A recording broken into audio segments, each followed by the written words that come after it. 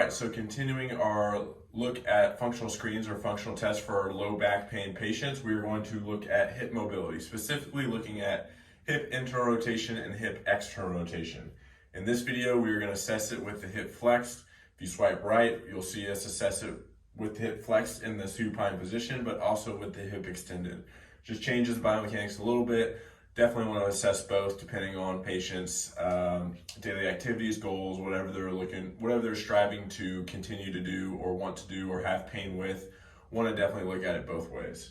So what we're going to do with Alex is she's going to kick this leg back, and we are going to look at external rotation and internal rotation on this left leg.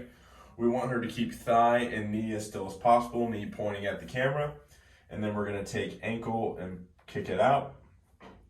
So this is external rotation. We're going to look at her, can she do it active? If she cannot reach that 40 degrees active, then I'm going to look at it passively. So I'm going to take the leg and try to see if I can get to that 40 degrees. So we'll do it passively.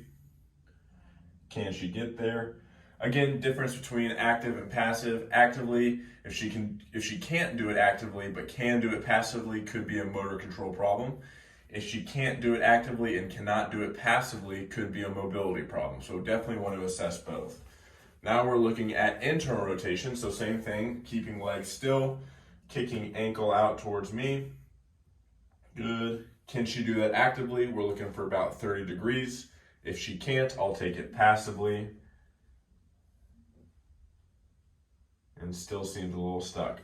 Again, looking at, is it a motor control or is it a mobility problem?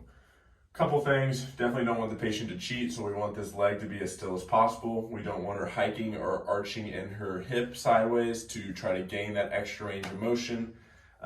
Just a couple things to look at, but again, if our hips aren't moving right and they're supposed to be moving, all of that motion is going to be funneled to the low back, potentially setting you up for, future injuries in the future.